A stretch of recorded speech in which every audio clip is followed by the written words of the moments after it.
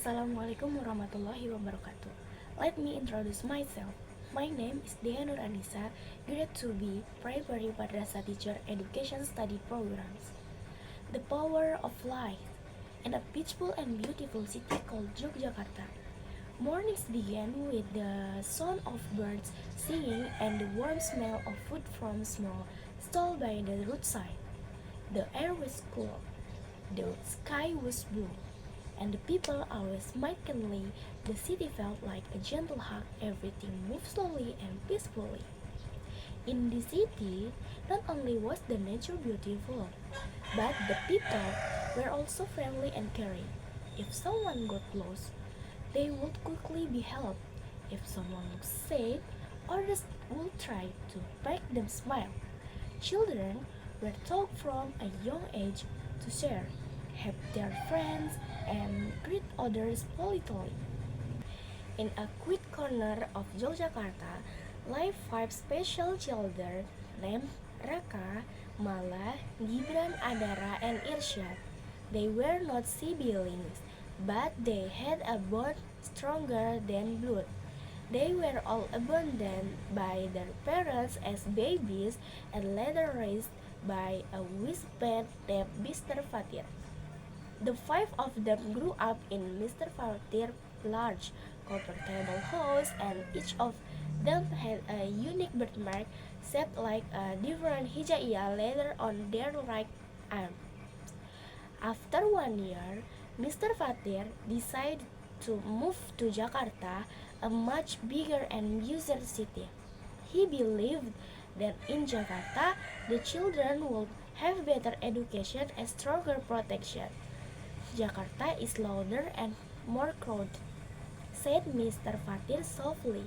But there you will learn greater things and maybe discover who you truly are.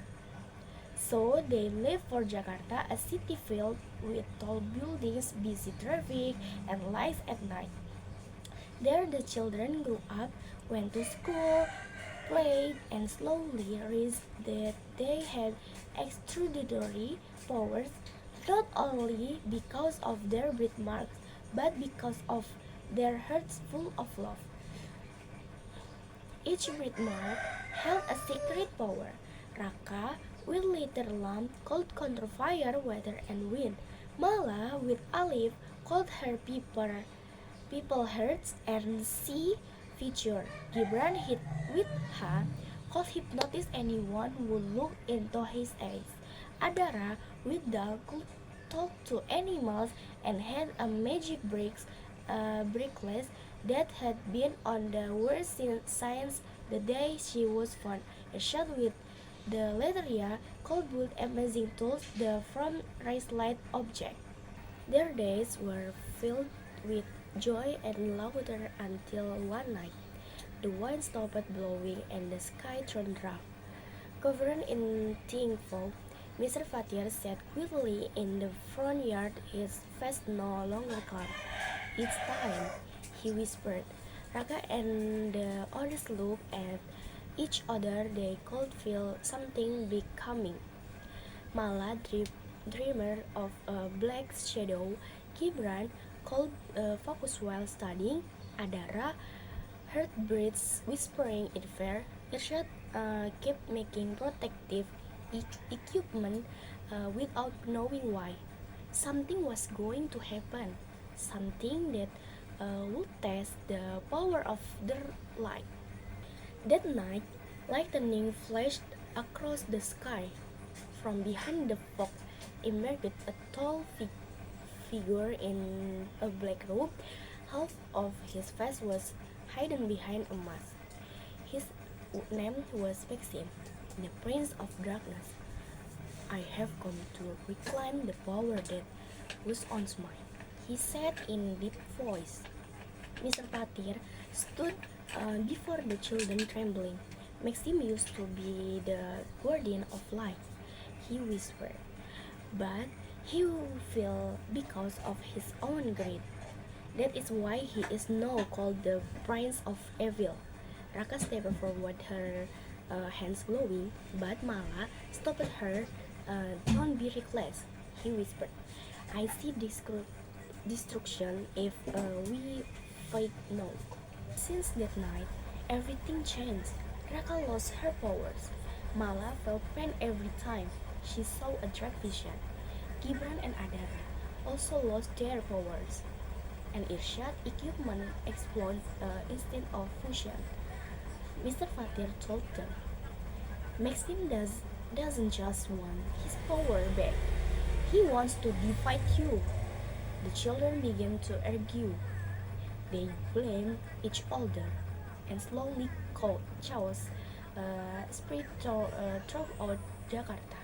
In a moment of desperation, Mr. Fatir said, "It's not your powers that will save the world. It's your hearts. With cooperation, you can defeat the darkness." The children finally understood. With trust and unity, their powers began to return. Their breath marks shone under the night sky. Holding hands, they prayed together to Allah for strength. Maxim returned, bringing with him strong winds and terrible thunder. But this time, they were ready. Raka calmly controlled the elements, creating a sight of wine and water. Mala read Maxim movement and whispered strategies. Gibran used counter hypnosis to distract him. Adara summons birds and tigers to confuse him. Irshad him. Adara summons birds and tigers to confuse him. Irshad active a light amplifier powered by their five side. As their power combined, a great light surrounds Maxim. Instead of being destroyed, Maxim falls to his knees and cries, "I used to be a protect like you," he said, "but I was defeated by my own arrogance and pride. The light does not destroy, it heals." Since that night, peace has returned. The five children are no longer just special. They become keepers of hope and light. They learn the true strength does not come from miracles, but from united hearts, from sincerity, from cooperation, and from love. Through their lights, the world find new hope. And the cities of Yogyakarta and Jakarta are witness that goodness and fight can defeat even the darkness shadow. This story teaches us the true strength does not always come from miracles or special abilities, but from hearts of mutual trust, from strong unity, and from prayer to God. When they spared, their power disappears, but when their hearts were reunited, their strength returned.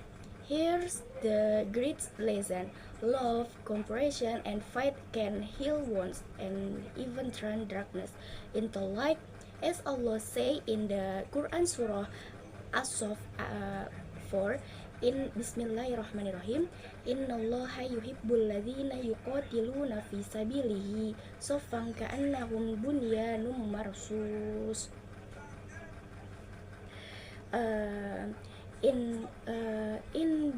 Indeed, Allah loves those who fight in His cause in rose ranks as if they were a solid structure. Finish. That's all and thank you. Assalamualaikum warahmatullahi wabarakatuh.